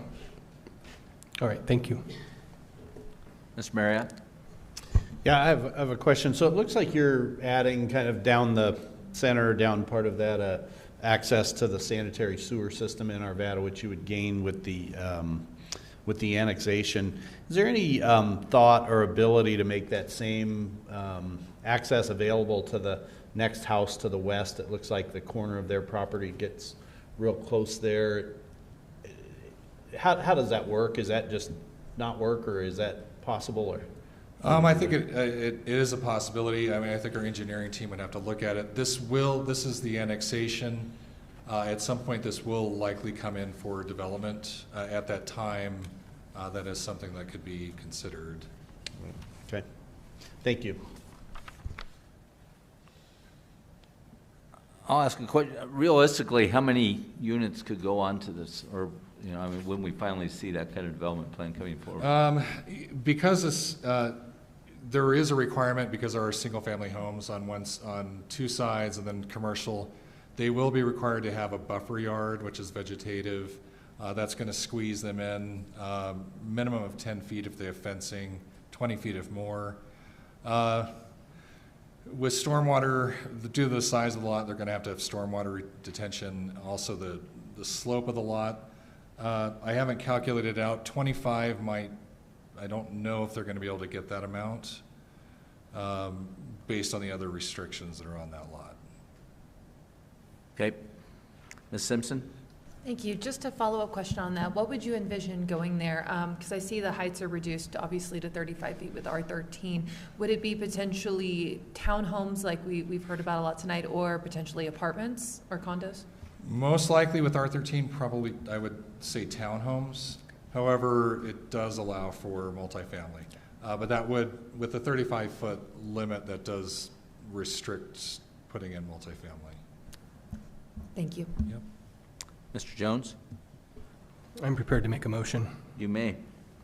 Excuse me.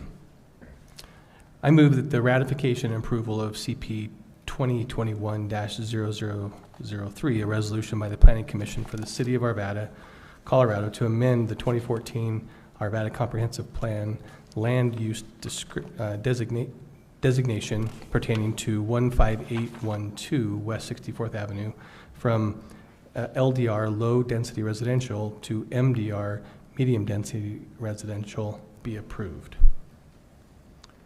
Motions for approval? Ms. Miller, if I can have you vote again. All votes are cast. That passes 7-0. Go ahead, Mr. Jones. I move that R21-096, a resolution setting forth certain findings of fact and conclusions as to the annexation of certain land into the City of Arvada, Colorado, 15812 West 64th Avenue be approved. Just a second. Let me clear and start again. Go ahead. All votes are cast. That passes 7-0. And I move that Council Bill 21-023, an ordinance annexing certain land into the City of Arvada, 15812 West 64th Avenue, in the county of Jefferson in the state of Colorado be approved on final reading, numbered 4769, and ordered published by title only. All votes are cast. That passes 7-0. And if I'm not mistaken, the last motion, That would be correct. I move that Council Bill 21-024, an ordinance rezoning certain land within the city of Arvada from Jefferson County A2 agricultural to City of Arvada R13 residential 13, and amending the official zoning maps of the city of Arvada, Colorado, located at 15812 West 64th Avenue, from low-density residential to medium-density residential, be approved on final reading, numbered 4770, and ordered published by title only. Motions for approval. All votes are cast. That passes 7-0. Thank you. Okay, next I'll open the public hearing on the major modification from the Land Development Code, Section 3-1-3-8, C.1A for caliper collision generally located at 6782 Fig Street, and the major modification from the Land Development Code, Section 3-1-3-8, C.1.C for caliper collision generally located at 6782 Fig Street. Mr. Devon? Yes, Mr. Mayor, members of the council, again, Planning Manager Rob Smetana will present this item. Thank you again. Mayor and members of council, the applicant is requesting approval of the two major modifications from the Land Development Code that you mentioned for motor vehicle repair and service standards. That would be to allow for the development of a caliper collision facility on a site that's zoned IL. The applicant is requesting a modification from the section of the code that requires vehicles repair uses in the IL district to be conducted completely within an enclosed building. The applicant is requesting to store vehicles outside of the building within a fenced storage area for 83 vehicles. The applicant is also requesting a modification from the section of the code that limits the number of days a vehicle can be on the premises to 15 days. The applicant originally requested the number of days that a vehicle could be stored up to 30 days. The Planning Commission unanimously recommended approval of the major modification requests at their June 22nd meeting. As part of that recommendation, the council did recommend an increase of the number of days that a vehicle can be stored on site to 60 days. We have received the signed posting log and mailing affidavit, and they are in order. The applicant is in attendance for presentation and questions, and we also have planner Carol Labanas here as well. Thank you. Very good. The posting log and mailing affidavit will be made part of the record. Those who wish to speak, if you'll raise your right hand. Swear or affirm the testimony you will give in these proceedings to be the truth, the whole truth, and nothing but the truth. You're very good. You may proceed. Good evening, Mr. Mayor, members of council. My name is Cole Haber. I am here on the applicant's behalf. I represent Drake Real Estate Services and Caliper Collision. I reside at 9349 Wolf Place in Highlands Ranch. And we have a presentation, but your staff summed it up very well. We were requesting two modifications. One is Caliper Collision, is an auto body repair store, and they do all of the repair work, every bit of it inside, but they're constantly moving vehicles in and out, so we are requesting that we be allowed to store vehicles not being worked on in an enclosed yard. This enclosed yard will be fully enclosed around the outside of the building, and it is a privacy screen fence. And then the other major modification request is the extended time period. We had requested the 30 days, but your planning commission had commented that they were still waiting on some of their vehicles at Caliper Collision, and it exceeded 30 days, and thought it might be wise if we asked for 60. So we would request that as, we would defer to the wisdom of your planning commission in this case. So anyway, I have no further presentation. If you have any questions, it'd be my pleasure. Very good. Is there any member of the public that would like to address City Council about this issue? Seeing none, I'll close the public comment portion and open it up for City Council questions or action. Mr. Pfeiffer, you're first. So since you're going to store for 60 days, can you, I mean, I can kind of see it in here, but can you explain kind of what your privacy fence is? Is it just a standard wood fence or? Yes, certainly. So it's a 6 foot high, fully non-transparent wood privacy fence.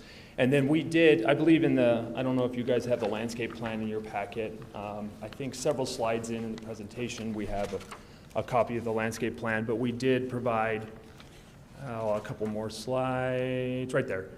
There we go. We provided and worked with your staff to provide further or enhanced landscaping, which included more evergreens along the residential side, which is a budding residential side, which is on the rear of the, which would be the rear or east side of the site there. Okay. If there's any questions, I could also make a motion. Mr. Jones may have a question.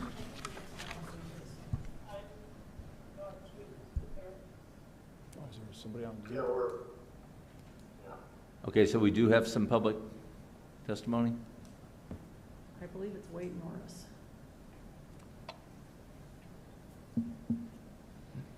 Do we have someone on the line that wishes to speak on this issue? Hi, this is Wade Norris. How are you doing? Hey, Bob. What is the Caliber Collision plan for waste storage, as far as for any chemicals that may be used at the facility in repairing or painting vehicles? So Caliber Collision has a enclosed trash enclosure and internal waste storage. They have gone from, gone is the day of kind of the, for them anyway, the greasy, heavy industrial paint shop. They store everything inside. They have it in controlled containers, and they've gone from acrylic paints to all water-based paints for their painting products in their stores nationwide. So everything is controlled within the auto industry, and they have quite a significant requirements to meet for storage of those chemicals and things on a state level for their business license. And one more question for Caliber.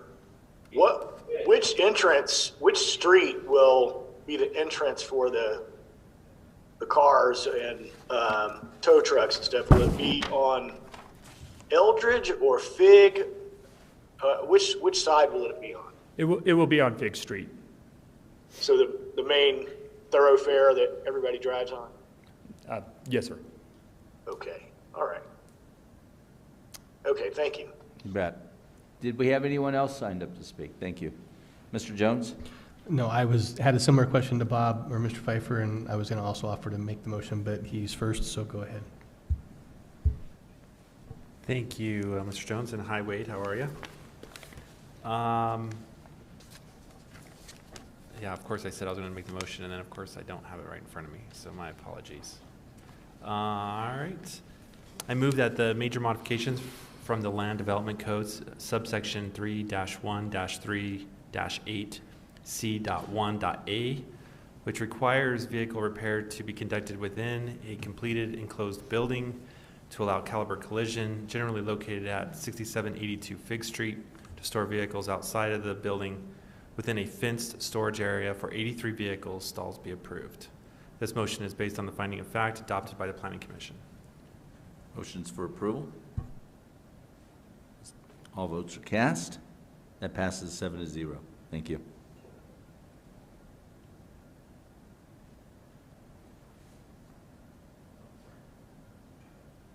A little slow. That's why I use a paper agenda. Yeah, paperless doesn't work all the time as quickly.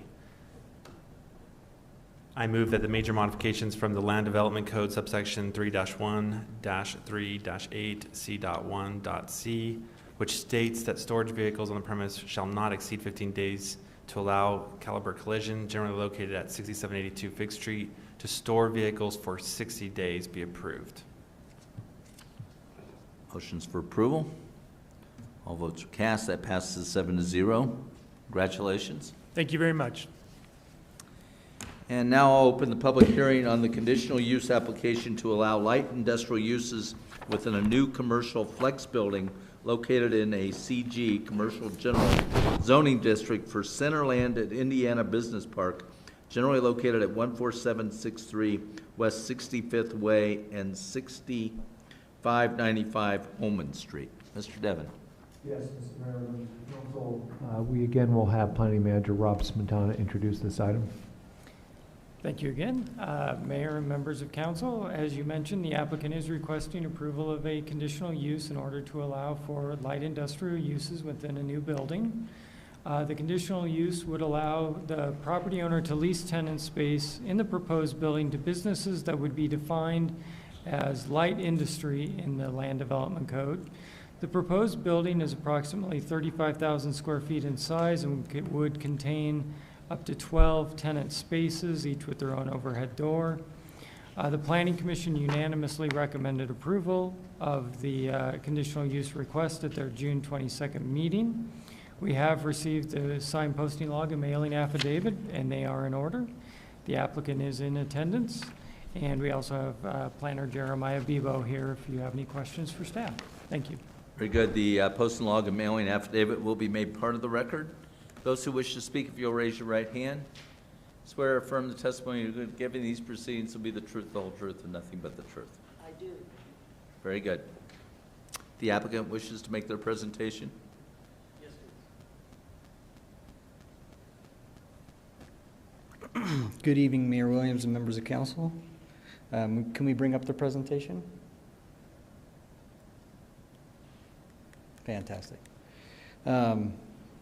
Name's Jeff Weeder. I'm with Galloway and Company, here to represent Centerland on their request to basically open up the use palette for this facility. Quite simply what it is the area it develops or is currently in use, similar to what we're requesting here.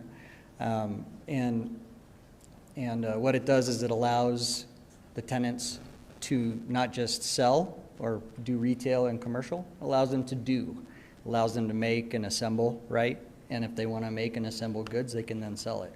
So it's kind of a marrying of a couple different pathways to make money for his tenants, for Kenny's tenants. Can you advance the slide, please? I just wanted to show a couple of things here. You can see that the site is laid out so the front of the building is facing south towards 65th. The bay doors are located on the north side of the building. The building that's right off site to the north is also backed to the south, so you get the bay doors that are sandwiched in between, nice and hidden from the adjacent roadway network. Advance the slide, please. This is some representative architecture here. You can see facing Indiana Street, we've got a nice storefront, transparent windows, nice active interior to the building. Same with the east elevation that's facing Holman Street. And advance the slide, we'll see the other two elevations real quick, and you'll see the front of the building, or the south side of the building there, is facing 65th. Nice and open again, plenty of transparency, plenty of windows. The north elevation there, you see the bay doors. I do want to point out that what you don't see in this building is big truck docks, right? So its operations going to be very, very similar to a retail facility. Lots of FedEx deliveries, nothing dissimilar to that. We're not having big trucks with lots of pallets being delivered, no truck dock. Please advance the slide. Bless you. So here again, just trying to give you some indication of some of the uses that might go in here that are similar to the building that's directly to the north that's existing. Some assemblies, some light manufacturing. No outdoor storage is proposed. That's why we've got the big bay doors, is to allow deliveries to come inside the building. And then the active part of what's happening inside the buildings happens inside the buildings and not outside. Next slide, please. And then the approval criteria for this, we do, in the staff report, you can see we meet all the approval criteria. We comply, we're consistent with the comprehensive plan. We are consistent with the current zone district. It's a condition allowed as a conditional use within the general commercial zone district. The building size is very, very similar to what you see out there. Almost identical to the building that's immediately to the north. The infrastructure is available. We're not making huge main extensions to make this happen. We're not doing anything over and above what you'd expect to see for a general retail type of general commercial facility. And then, of course, we did what we could to mitigate the impacts by the site layout, having the bay doors, be sandwiched in between and kind of visually away from the major roadway system. So I'm here. Kenny Lombardi's here as the owner, too, to answer any questions. He's active in the community, so if you have any questions, you can ask. Thank you. Very good. We have one individual signed up to speak, Nancy Young.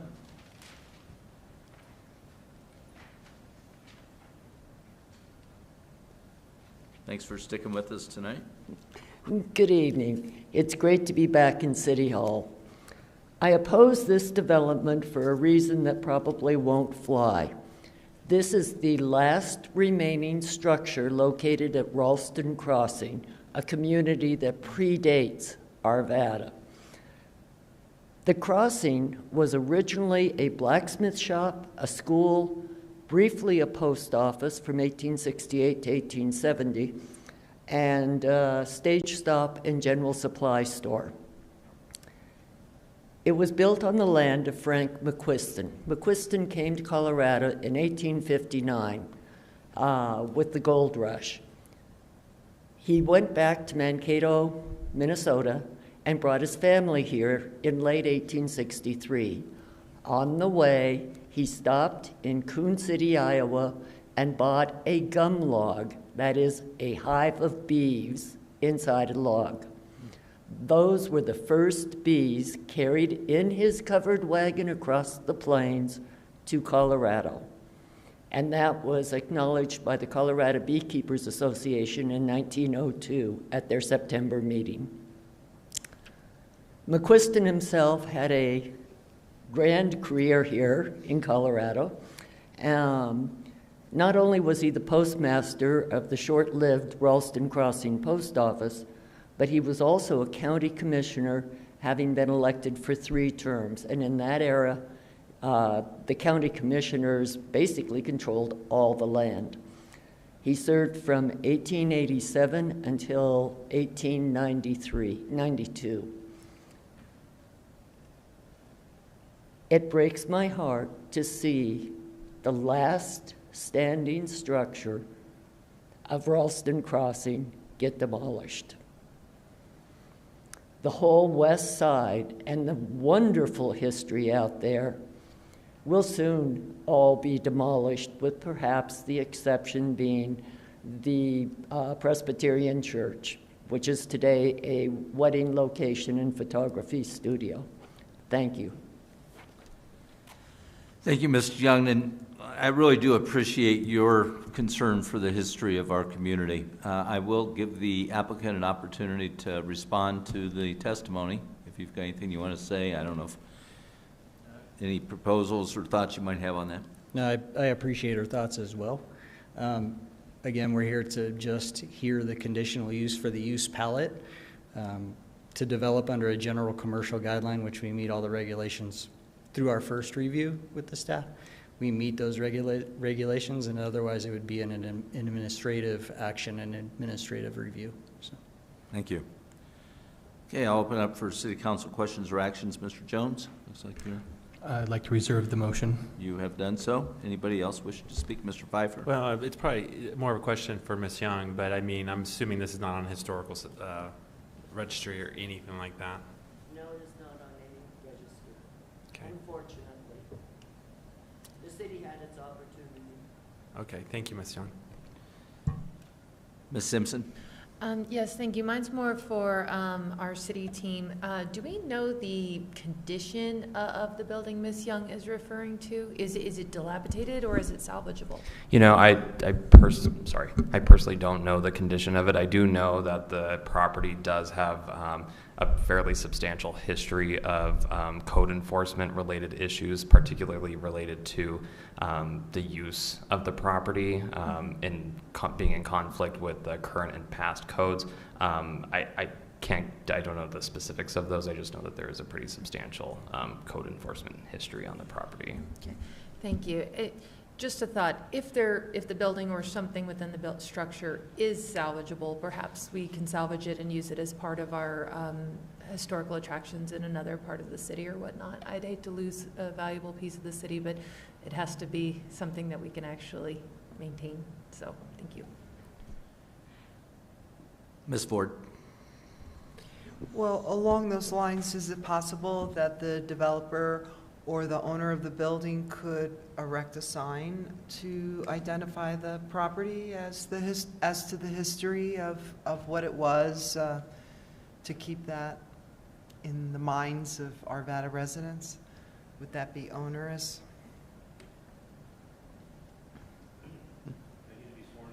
Yeah. You swear affirm the testimony you're giving these proceedings will be the truth, the whole truth, and nothing but the truth. But come on in.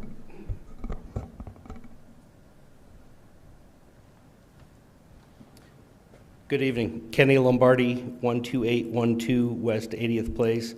I certainly appreciate the history. I had no idea of the history there. We own the building directly north to that property, and as Mr. Bibos suggested, several of the complaints about the property that we're discussing as far as code ordinances and things like that were made by us. It junked up our building. So when the property came for sale, we decided to buy it and basically kind of mirror what we have there. There's leases in place on the residents there that came when we bought the property, so we have to honor those leases before we start development. I will tell you, in the 8 months that we have owned it, the house is not going to last much longer. You know, the foundation was on dirt. Things are buckling, crumbling. I mean, it's borderline unsafe now. We've got everything with our engineers tidied up, but it's not going to last much longer. So I hope that answers your question. It does. Thank you.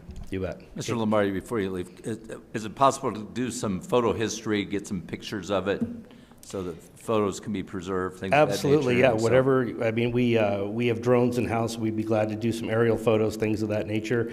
Not opposed to a sign. If somebody wanted to provide the sign for us, we would certainly try to incorporate it in our landscape along there, because it is some neat history. So we appreciate that. I would suggest perhaps you work with Ms. Young and the Historical Society, so that we Definitely. can do some preservation. I can see Yep. Ms. Young sees that as a favorable factor to be considered. Yep. So Yeah, I'll get her information. I'll Great. give her mine before we leave. great, and I'll have Mr. Jones make the motion, and I'll speak to that motion. Thank you, Your Honor. I'd also like to speak to the motion after I make the motion. You may. I move that a conditional use application to allow light industrial uses within a new commercial flex building located in a GC Commercial General Zoning District for center land at Indiana Business Park, generally located at 14763 West 65th Way and 6595 Holman Street, be approved. This motion is based on findings of fact adopted by the Planning Commission. And I just want to speak to the motion and really thank the developer for coming in, and it's kind of an ugly piece of land right there, and if it looks anything like your property to the north, it'll be a tremendous upgrade. But I can't not thank Ms. Young for her historical background. Were it not for Ms. Young and those at the Historical Society, there are a lot of things like this that we wouldn't know about. And so I appreciate your willingness to work with the Historical Society, specifically Ms. Young, to find something that we can do to honor that spot. Not that it will be that building, but it will be something to honor that spot and preserve some of the historical nature left on the west side. So obviously, I think it's a huge upgrade. I appreciate your willingness to come in and take that on. And obviously, for those reasons, I'll be voting yes. But again, thank you, Ms. Young, for your passion for our city on history. Right, Ms. Ford? Yes, I'd just like to say thank you, Mr. Lombardi, for your openness to that idea. History really is important to save, and I'm sure there's a creative way of doing that. And also, I just wanted to say thank you. I really love the concept of smaller space for small manufacturers and business people to be able to lease, to be able to have those businesses. So I think this is a very exciting project. Mr. Pfeiffer? And I'm not going to belabor, but echoing what my peers are saying, and giving an opportunity for them to maybe catalog a few things before it's all demolition. You know, I'm sure Ms. Young would love to visit the house and some other things. So I would encourage it to, and maybe I'll tag along. So thank you. Yeah, and I'll close it out with, Mr. Lombardi, you do have a very attractive project to the north of this. I was pleased to hear that the violations were not of your violations, that you were the complaining party to the things that were going on to the south of you. It is unfortunate when you lose certain structures. From the testimony we've received, it does not sound like a building that we can viably save, but we can preserve the mystery through the history, through photographs, and your offer of using some drones, I think, is very, very nice as well. So I will certainly be supporting the motion. So if I could get the other votes cast, all are. That passes 7-0. Congratulations. We look forward to your project. And we know you'll work with Ms. Young, because if you don't, she'll let us know. And he's giving you his card as we speak. So, okay, do we have anybody else that wishes to address City Council tonight during public comment? Seeing none, I'll close that. We'll move on to reports from City Council. Mr. Marriott. Thank you, Your Honor. I wanted to just speak quickly about an event that was over the weekend. I took a couple minutes this morning and jumped on my bicycle and rode the Ralston Creek Trail and observed the Babe Walls exhibit. And wow, I was blown away. What an art exhibit. Tremendously well done, absolutely gorgeous. Incredible and amazing we have that kind of art here in our community, and I want to commend our city staff, who obviously had to give lots of cooperation for that to happen, and I think that's something that really adds to the richness for all of our citizens. And I would encourage anybody who hasn't seen it yet to go see it, and go on your bike, walk, however you can get there. But really spectacular, great job by the city staff, and huge shout out to the artists who did it. Just amazing. So really liked it. Very good. Ms. Ford. Yes, I'd like to mention the passing of one of our residents, Frances Evans. I didn't know Frances a very long time, but she certainly was a very active and an important volunteer here in Arvada. I worked with Frances with the .04 trolley committee, and she's been involved with the Arvada Center and the Arvada Historical Society. So we've lost a very important figure here. Thanks for sharing that, Nancy. She was really a great volunteer at the Arvada Center and in a lot of other things, and so I'm saddened to hear the news.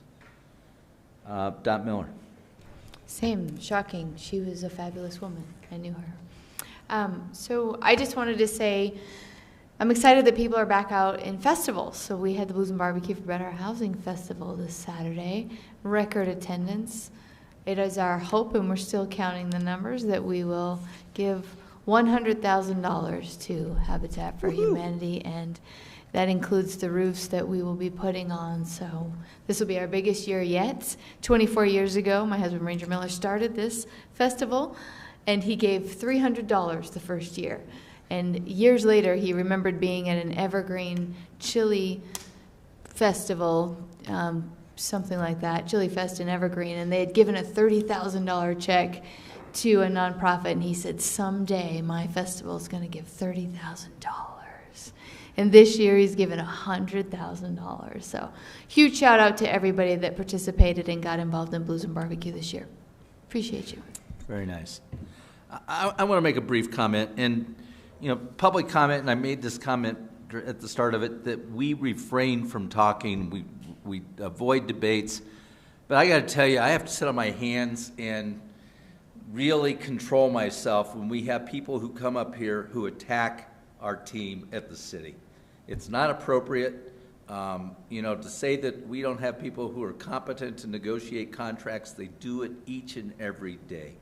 You can disagree with the policy decisions that our city council makes, and we're not always united on those decisions. But when we make those decisions, we stand by them. We support the the decision of the majority. But for citizens to come up here and attack our team and our team members who are simply doing what we've instructed them to do and who carry out to the best of their ability the directives that we give them, it's inappropriate. I'm sorry I can't blow up during the time that they're speaking because it's their right to speak. They have the right to say things to us, but doggone it, it's just wrong. And frankly, people need to know you get a heck of a lot more with honey than you do with vinegar.